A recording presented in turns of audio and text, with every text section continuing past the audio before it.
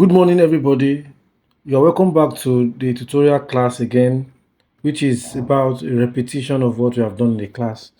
HSS 220, as we have examined Southern Africa in the 19th century, because we noted when we are looking at the Bantu people of Southern Africa that there are about 600 ethnic groups that speak the Bantu language.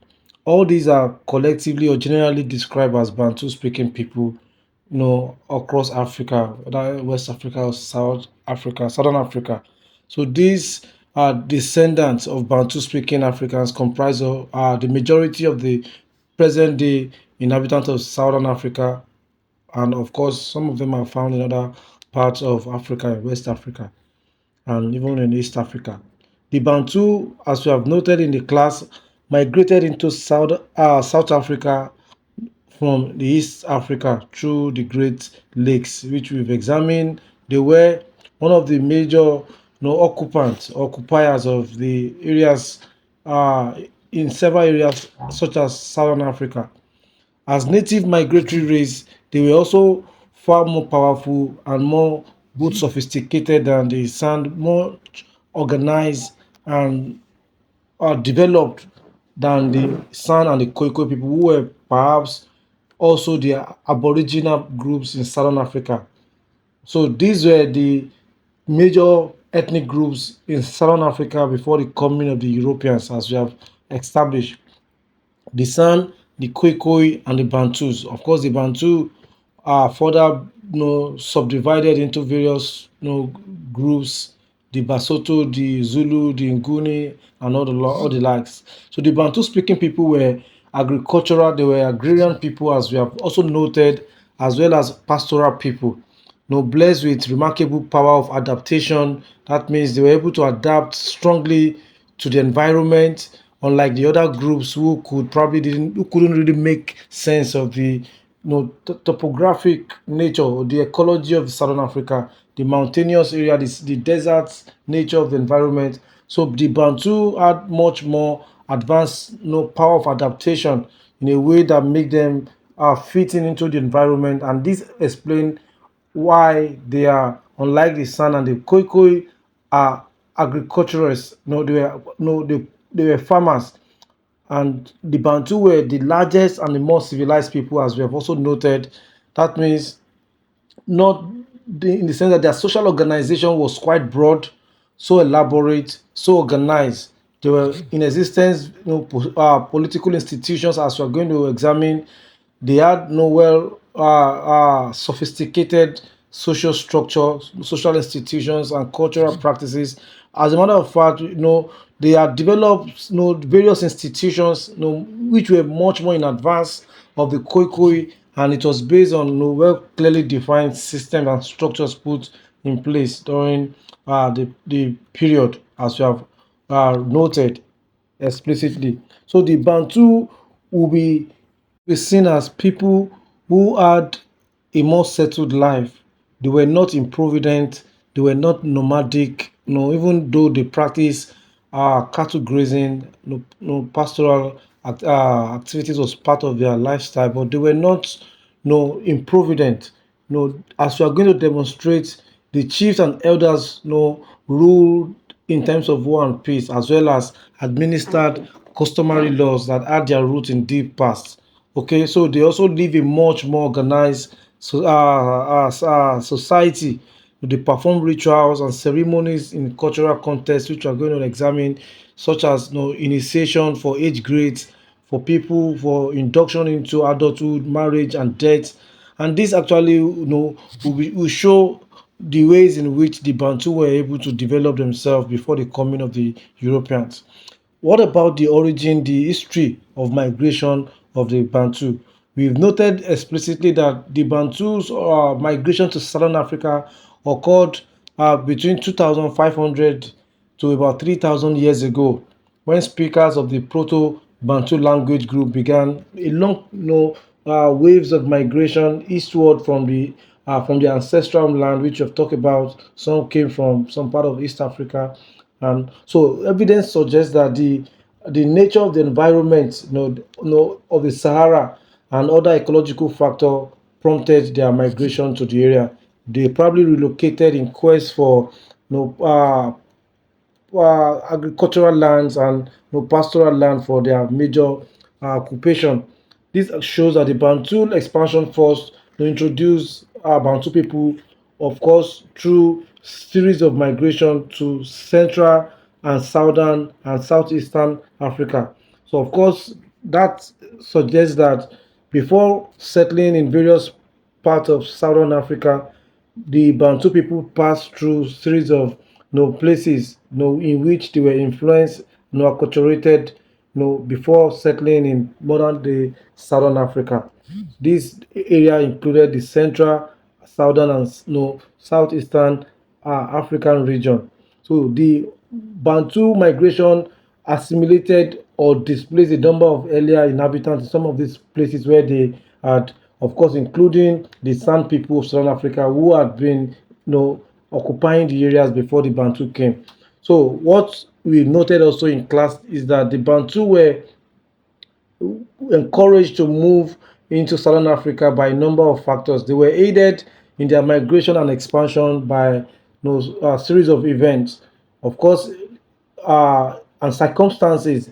The first was that we noted that they were great warriors, with good organization. So the fact that they possessed this military attribute, gave them the encouragement to move, all right, migrate from their ancestral home. So in the process, they were assured that they wouldn't be exterminated, by other forces, other aggressive forces.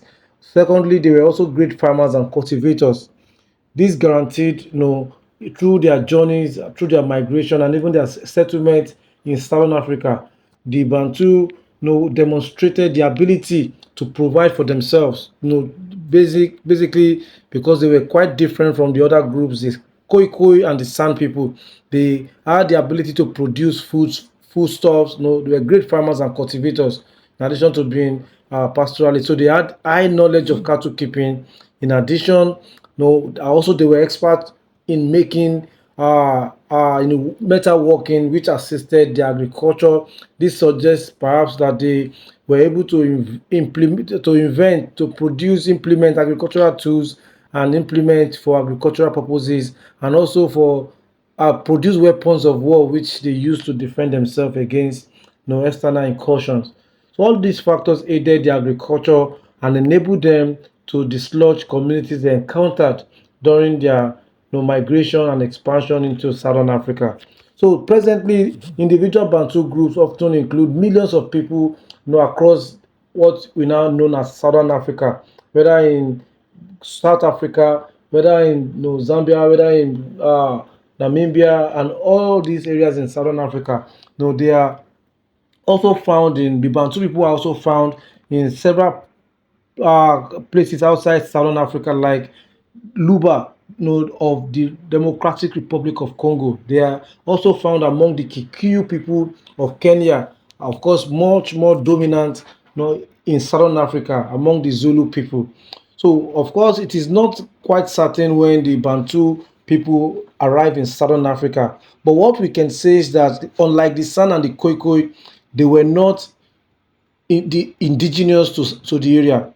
All right. So the San and the Khoikhoi were much more, around, as far back as the Stone Age period. So the Bantu people were not, they do not belong to the Stone Age, groups that settled in Southern Africa. Their migration actually happened, perhaps after the Neolithic era, as you have noted, compared to the San. So that means to say that there were people who already settled in Southern Africa before the Bantu came. These were the Khoikhoi, but we can also state categorically that the Bantu, had been in Southern Africa before the Europeans, came in Southern Africa. Basically, the Bantu people comprise, as we have noted, three dominant groups who spoke a homogeneous language called the Bantu, related language called the Bantu. They were the Nguni, the Basotho, Batswana, Eraro, Ovambo.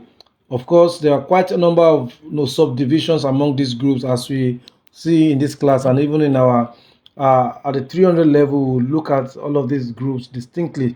Okay, so we look at each of these group, with their characteristics and their settlement pattern in Southern Africa. Of course, the first is the Nguni speaker. They were subdivided according to dialect into the Zulu, the Xhosa, the Tembu, due to their waves of migration which occurred in several various patterns in Southern Africa.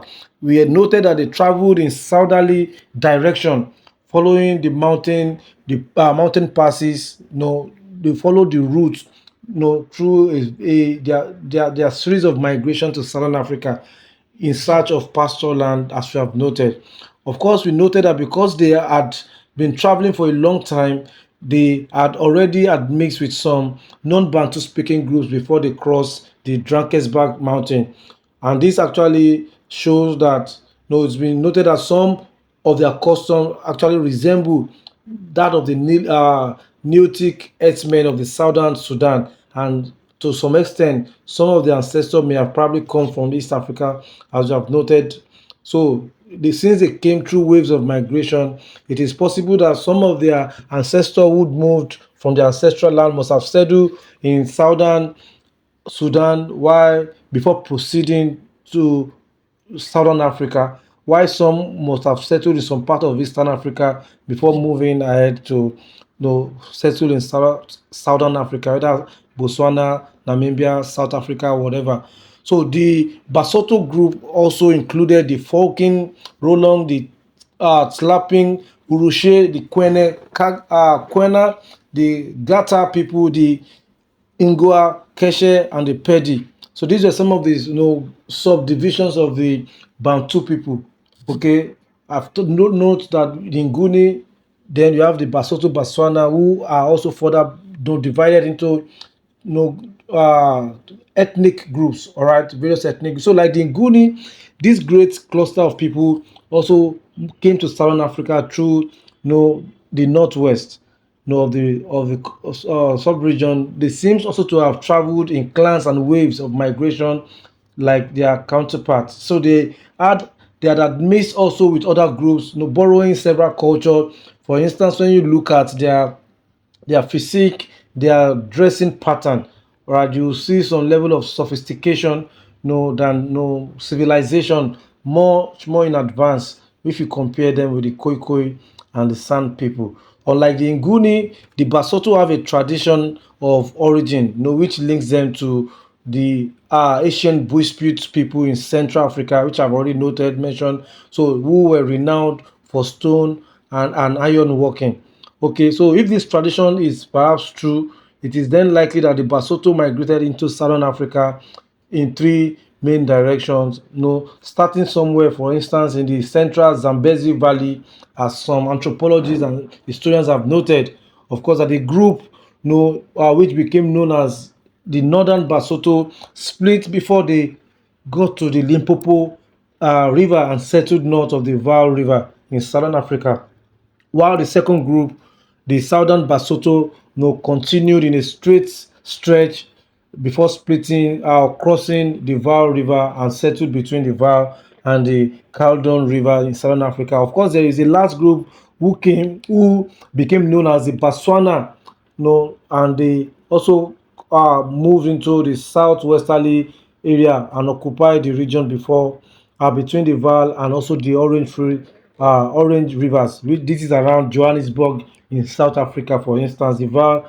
And so this is particularly, and each time you hear the Orange Free River, so it's probably around the Free State, present day Free State, and also Johannesburg, suddenly. So because the Botswana dialect differs slightly from that of the other groups, we noted that the Basotho groups are sometimes known as the Basotho Botswana cluster. So, of course, this could be explained through series of interactions and assimilation and all of that. So, if this cluster was related to the Bushpi people of Central Africa, as we have noted, as a claim, so it means that they were probably one of the earliest group to enter Southern Africa among the Bantu people. But of course, they never advanced far to the south, nor as much as the Nguni people. So the geography of the environment, as I've noted, was a significant factor in shaping their livelihoods, their settlement pattern, and their activities in Southern Africa. They in a way to cope with the environment, they moved into areas that will be suitable for their agricultural activities, avoiding fly infested east and north east. So of course they move into the hinterland, as we have noted. Of course, that explains perhaps the reason why it took quite a long time before the Europeans could you could encounter them, from the 15th and 16th century, right? But the point is to say that the Bantu, dominated the Central Plateau part of Southern Africa. Now to their political, social, economic institutions. All right, we noted in our class that all the Bantu speakers operated similar political and socio-economic institutions, although there are variations if you compare them with Yoruba, as I've told you. So they have a homogeneous political and socio-economic systems, even though there are slight differences in these political and social institutions. Variations and differences existed mainly within the fundamental pattern of this, and this will be highlighted. Okay, so in terms of politics, politically, the Bantu, all Bantus were organized into exogamous patrilineal clans, which means that clans in which men and women of common descent bear a common name. All right, so that is the general political structure of the Bantu. Of course, among the Nguni, these clans were mutually between 500 to 4,000, as we have noted, people, and among the Basoto, the concentration was much larger. So these are the variances, variations in the political, and social concentration among the people. So the clans were made up of several scattered extended families and lineages, in living in different parts of South Africa, but united. So they were further grouped into several larger communities, which may be described as states. As we have noted, it was a decentralized system, our political systems that the Bantu practice, much more in advance and much more organized than that of the Khoikhoi and the San. They were states because each community inhabited a roughly defined territory, spoke the same mutual language, and also had common historical experience. That means that probably they belong to a particular stock who migrated to Southern Africa at a particular point. All of them probably recognize a particular ancestor as their progenitor, dominantly in Southern Africa, whether in any country in Southern Africa. The Sosa states, which is the vanguard of the Nguni immigrant, could probably, as you have noted, range from 1,000 to 35,000 inhabitants, compared to the other groups which we've mentioned that could, in most cases, range from 500 to 4,000. The Nguni, for instance, range from 500 to 4,000 person. But among the other groups like the Sosa states, who are the leading tribe, the social organization could range from 1,000 to 35,000 people. This was quite large. So in general, the Nguni states were usually the smallest among the Bantu groups in Southern Africa. So at the head of the political system was an Inkosi, king or chief, if you like. So who was assisted by council of chiefs, just similar to what was obtained in Yoruba land, for instance. He was chosen from the central and the most important clan of the state, and he had superior and supreme authority over his subjects. So unlike the Khoikhoi chiefs, the Nkosi was a strong ruler in every sense, as we have noted. Of course, he was a political, military, judicial, and religious leader of his people. And like most African kings, he was the focus of authority, which flowed from and towards him. That means he was a personification of the state. He was perceived as a divine ruler. And Nkosi also was born and not made. That means that the political system of the Khoikhoi, of the Bantu, was hereditary in nature. The succession into the position of an Nkosi was hereditary. Okay, so that means unlike the Khoikhoi and the San, who only select an influential, a prominent member of the clan to be their leader. And Nkosi was born through, and he was crowned through a process of succession, hereditary system in which a son will succeed his father. So the Nkosi had the final say in all political and legal matters, and he was a religious leader by the virtue of his position as a link between the community and the ancestor. We noted he performed several rituals, especially worship, sacrifices to the ancestor, who were particularly seen as the guiding spirit of the community. So the name of an Nguni community was always the name of an ancestor who was an outstanding ruler, of course, in his time, just like it was found among the Yoruba people, where you have outstanding heroes like Sango, for instance, and all of these figures came to be deified and venerated. So among the Basoto, the community's name also was derived from the totem of animal revered by the royal clan. So leadership of all important religious and social ceremonies was entrusted in the hands of the Nkosi, who was, of course, who was the central authority, but also in practice, there were institutions, there were regulations, there were checks and balances, okay, which put the Nkosi at our power, which reduced the excesses of the Nkosi's power. For instance, he was not permitted to rule as a despot, just like an Alaafin of Oyo, as we have noted. A despotic or an unpopular Nkosi, a tyrannical Nkosi, could easily be deserted or be removed by his people. They would transfer their allegiance to another Nkosi. And since the Nkosi's power was based on the size of his follower, it means that the consequence of dejection could be a crippling one, and therefore it could be a strong factor, for any Nkosi, not to be overbearing or to be tyrannical. So, what still, in most cases, an Nkosi could be assassinated without repercussion among the Bantu people. And of course, Europeans who came to Southern Africa noted that the Bantu states were highly democratic and very decentralized.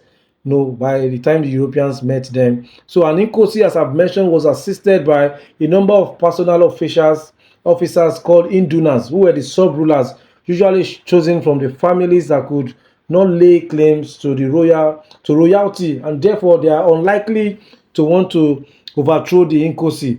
So the Indunas were subdivisional administrators with limited powers. The title of an Induna was also very generic, one for all state officials, including military commander and even civil administrators. However, there was also a chief induna who was the head of all the sub-rulers, who usually selected from an ordinary citizen, a commoner. He performed several functions, including deputizing for the Nkosi with full power when the Nkosi was unavoidably absent to perform constitutional duties. So he was not permitted. I've mentioned that Nkosi rule, even though he was powerful, he was the eye and the ears of the gods, but he acted based on principle of democracy. There were processes and channels through which people's opinions and aspirations actually express in a way that the Nkosi will have to take cognizance of the needs of the people. This is to say that the Nkosi ruled through a process of delegation of power. That is what I meant by decentralization. He consulted diffusely with important personalities, and organs of the state, whether prominent sub-rulers, the chiefs, also the age grades. Okay, there were age grades in the society, as we're going to demonstrate. So he was assisted in this by central administration by a few councillors also, who probably belong to the who were members of the ruling house. So all territorial administrators usually assemble at the capital on important occasions for deliberations, for consultation, and this was so among either the Nguni, the Basoto, the Herero, and all the stuff. So, for instance, the Nguni held, in addition to the General Assembly, which held annually, they had uh, consultations during festivals, and Basoto also had a system whereby they had a general assembly called Piso, which was attended by everybody. All age grades were represented in this system. So was and a general assembly among the people, which was attended by all adult members of the community. Members of this people were allowed to speak freely to the extent of even condemning or criticizing the Nkosi. Of course, the decisions were not made through process of formal vote. So the Nkosi usually took decision which reflected the mood of the PISO or the consultative assembly. That is what you're trying to say. And this actually engendered inclusive development among the Bantu people of Southern Africa. So in the case of discontented indunas or chiefs who was a sub-ruler or a member of the royal family who was probably discontented about the actions, he could seek to overthrow the Nkosi through consultation with the General Assembly, the PISO. And such cases were quite rampant, just as we had in Oyo during the 19th century when several Alaafin of Oyo were deposed, removed from the throne. And this was also almost the case in among the Bantu in Southern Africa. So such developments were quite common. Because of this tendency to fission, the Nguni state particularly remained quite small during the 19th, before and during the 19th century. So the split often occurred between the supporters of the eldest son, the right hand son, and those of the senior son who are eligible to the throne of. They also had judicial system, as we have noted, which perform remarkable functions or roles in the society.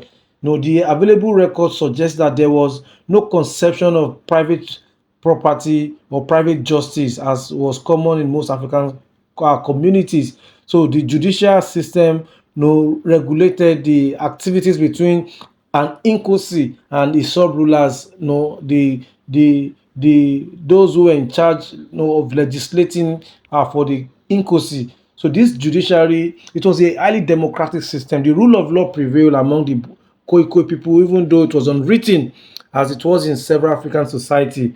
Revenge had little or no sway among the Sosa people, for instance. And when a father, for instance, beat his son so as to draw blood, as we've noted, and if the son make some complaints to the king, the father must pay the king a cow and a fine. So this shows the level of organization among the Bantu people. And of course, because every man was legally a shield of the chief, injuries done to one person is an injury done against the state or against an inkosi, for instance. So legally speaking, an individual belong not to his clan but to the political community, that is the larger state. And this shows that so the level of impunity among the Bantu people was quite minimal. Above all, as we have mentioned, the Nkosi was the personification of the state. He adjudicated over cases of murder, theft, divorce, and several issues in the society.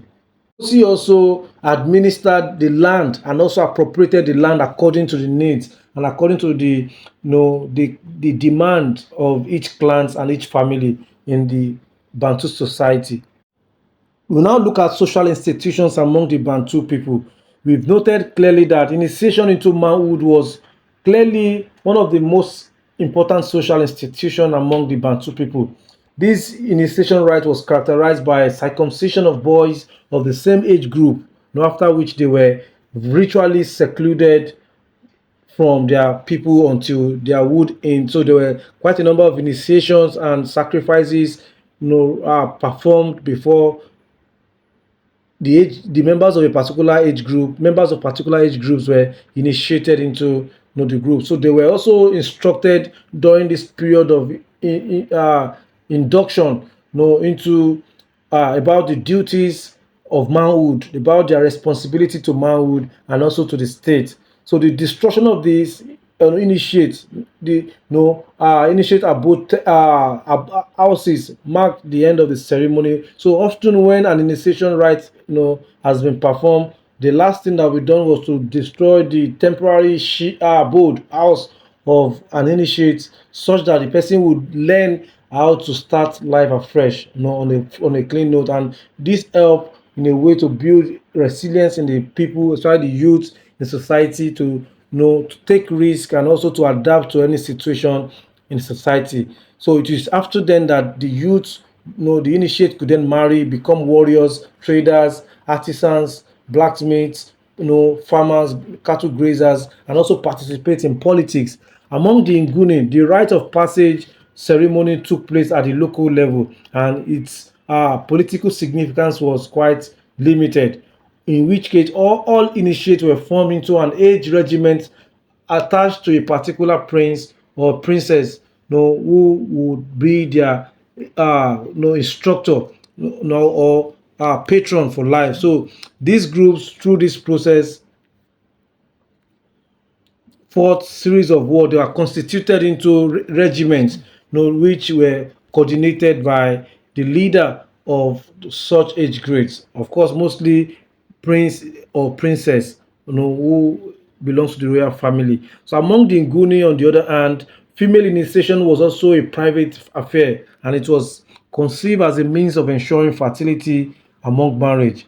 On the whole, the initiation institution was the society's means of inculcating in the youth a sense of corporate identity and an instrument of social and political control. It is a way in bringing making the youth obedient to the rule of the state, and also showing their solidarity or patriotism to the Bantu identity or Bantu nationalism.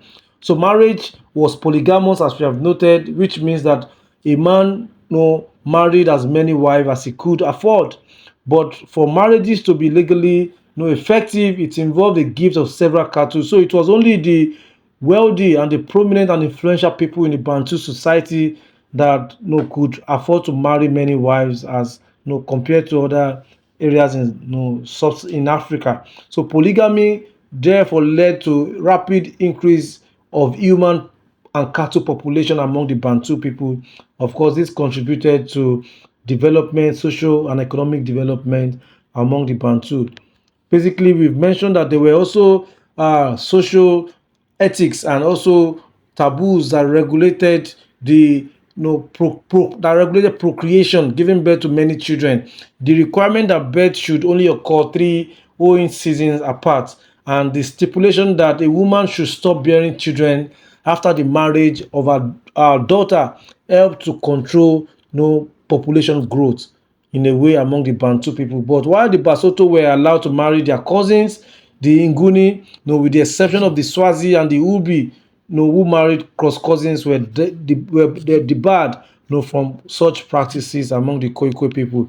A Dutch governor at the Cape, for instance, Commander Simon van der Stil, who lived a year among the Nguni, actually remarked that it would be impossible to buy any slaves among the Bantu, for they will not part with their children or any of their connection for anything in the world. No, loving one another with a most remarkable strength of affection was the major virtue of the Bantu. This shows that, like other parts of Africa, the Bantu had zero tolerance for slavery. So slavery hardly existed among the Bantu people. Of course, it did existed among the Khoikhoi, and of course when the Europeans came. But among the Bantu, it was forbidden for anybody to be traded as slaves or to be captured or sold as slaves. All right, they did not even sell their neighbors, whom they even raided, like maybe like the San. So the essential social value of all Bantu speakers were respect for traditions, their ancestors, their chiefs, rule of law, hospitality, courtesy, good human, solidarity, mutual helps, and love of poetry, oratory, and they had great artistic skills, in which they were profound songwriters and dancers. And of course, they, like the San, they did not develop any art of writing, as we have mentioned, even though their art, painting, and sculpture were quite very, very distinguishable from that of the San. So the Bantu speakers, in terms of economic activities, were farmers, as we have noted. They were also herders, and also they combined that with hunting activities. Their domestic animals comprise numerous cattle and dogs, which was a major stuff. They also kept goats and sheep, horses and pigs. Cattle was so numerous among the Bantu, also because they had the capital, they had the economic means, deploying the surplus from the agriculture to obtain cattle from the Khoikhoi people. So all Bantu, especially the Nguni, made extensive use of pack oxen. The Nguni were particularly skilled herders, which I've also mentioned. Okay, so they treated their cattle with great care and adorned them for beauty. Also made up poems about them and trained them to respond to whistles and display them, at festivals and all of that. So on some of the crops produced by the Bantu farmers were sorghum, wheat, kidney beans, pumpkins, sweet melon, gourds, beans, cocoyam, and tobacco. Of course, they also produce wheat and sweet potato, and new varieties of beans and peas were also produced. So this shows the level of organization of the Bantu people, in the sense that the economy was so dynamic. So it was not really based on cattle grazing like the Koiko. It was not based on hunting and gathering like the San. It was highly dynamic, and it was properly well coordinated. The Basoto, also were skilled craftsmen. Of course, they produced several tools from iron and copper, which we have already noted. The Bantu, the Nguni group, especially the Lala, were also profound users of iron, producing all kinds of household utensils, and made sense of their livelihood through all of this. Conclusion, as we have seen, the Bantu socio-economic and political institutions were determined by their migration and settlement pattern, but also more profoundly by their ability to adapt seamlessly into the society, into the environment. Basically, the expansion was a long series of physical migrations when they came to Southern Africa. Of course, in the process, we mentioned that diffusion of language occurred, and knowledge into the neighboring populations were acquired. The social institutions of the Bantu embrace an elaborate social stratification system. The Bantu communities identify themselves on the basis of descent from a common ancestor. So in all, we can say that economically the Bantu had some interesting economic organization and activities during the period under our discussion. This was more pronounced among the Nguni people, such as the Zulu, the Sosa, the Mpondo, the Metetwa, and also the Basotho people of Southern Africa. We have mentioned that there existed a clear distinction between the old and the young, the rich and the poor, in sense of social stratification among the Bantu people of Southern Africa. Of course, they valued and promoted agriculture above every other thing, which was a major source of of food sustainability in South. Like the San people who probably consume all they had, the Bantu people adopted the strategy of minimizing risk rather than maximizing production in the environment. In this regard, they produce several agricultural crops which they traded and also preserved for their domestic consumption, such as millet, sorghum, beans, melon. By the 17th century, the Bantu, especially the Nguni, had adopted the cultivation of maize, which was quite profound. It gave higher yield and also help them to sustain to achieve food security tremendously. So the Bantu also domesticated cows, goats, sheep, and all kinds of domestic animals, as we have noted in our class. So I think the remainder of the information will be shown in the slides. But I encourage you to subscribe to the channel, so that subsequent topics will be displayed on your YouTube page. Thank you very much for this tutorial. Thank you.